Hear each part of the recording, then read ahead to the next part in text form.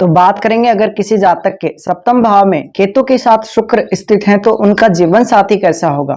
देखिए, आपका जीवन साथी कैसा होगा इसके बारे में हम लगातार बात कर रहे हैं और अलग अलग जो प्लेनेट की युति हैं सप्तम में उनके बारे में अब चर्चा कर रहे हैं। तो ये पूरी जो प्लेलिस्ट है वो आप चेक कर सकते हैं प्लेलिस्ट के सेक्शन में जाके, जहां पे आपको अलग अलग एक एक प्लेनेट का भी विश्लेषण मिल जाएगा। और अभी ये दो ग्रहों की जो युति उसके बारे में चर्चा चल रही है। तो बात करें अगर हम शुक्र और केतु के कंजक्शन के बारे में सप्तम भाव में, तो ऐसा कंजक्शन देखिए हाईली आपको इम्पैक्ट करेगा, कहीं ना कहीं आपकी मैरिड लाइफ को इम्पैक्ट करेगा, आपके विचारों को भी इम्पैक्ट करेगा और कहीं ना कहीं आपकी एक पब्लिक इमेज बनाएगा। एक इस प्रकार की एक यूनिक इमेज आपकी क्रिएट होगी इससे। अब शुक्र और केतु जब भी साथ होंगे तो ऐसा नहीं है कि आपका शुरुआत से ही शुक्र वाली चीजों में डिटैचमेंट हो जाएगा। शुरुआत में आपको यानी स्टार्टिंग के लाइफ में या जब भी आप यंग एज में होते हैं, एक भयंकर आपको प्यास देगा यहाँ पे केतु शुक्र से रिलेटेड चीजों में। तो जो आपका जीवन साथी होगा, जीवन साथी काफी ज्यादा अट्रैक्टिव हो सकता है, जीवन साथी काफी सेक्सुअल हो सकता है और स्पिरिचुअल भी हो सकता है। लेकिन जो स्पिरिचुअल पार्ट ऑफ लाइफ है वो बाद में एक्टिवेट होगा, वो शुरुआत में एक्टिवेट नहीं होगा। लेकिन जिस जातक के चार्ट में ये युति है उसको ब्लाइंड लव होगा, यानी वो ट्रू लव नहीं कह सकते हम उसको, और शुरुआत में वो बहुत ही ज्यादा होगा।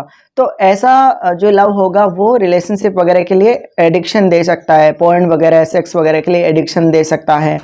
इसके अलावा इस प्रकार का जब भी कंजक्शन बनता है तो शुरुआत में आप शुक्र वाली चीजों को प्राप्त करने के लिए आंख बंद करके दौड़ेंगे, यानी आप देखेंगे नहीं कि क्या हो रहा है क्या नहीं हो रहा है।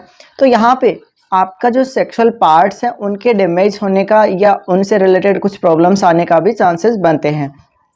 इसके अलावा आप रिलेशनशिप में बहुत ज़्यादा असंतुष्ट नजर आएंगे। हो सकता है शुरुआत में आपको संतुष्टि हो, लेकिन जो एंड का जो फाइनल रिजल्ट आएगा उसमें आप कहीं ना कहीं थोड़ा सा और चाहेंगे कुछ एक्स्ट्रा। तो ये जो प्यास है या इस तरह का जो अनसेटिस्फाइड जो बिहेव है वो यहाँ क्रिएट करता है केतु। इस वजह से आपका मल्टीपल किसी से रिलेशनशिप भी हो सकता है।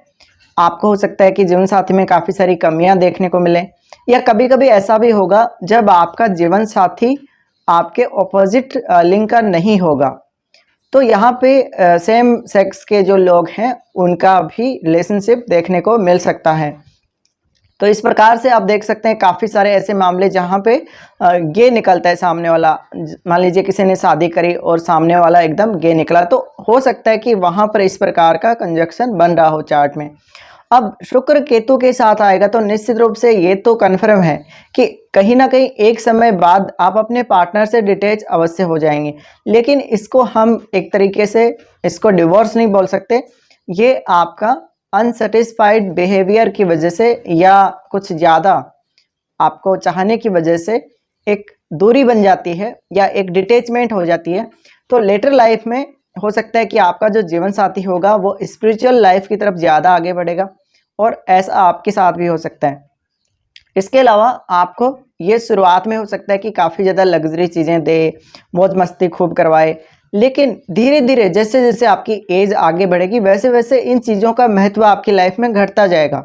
तो आप में से कितने लोग हैं जो इस प्रकार की कुछ चीज़ें महसूस कर रहे हैं अपनी पर्सनल लाइफ में।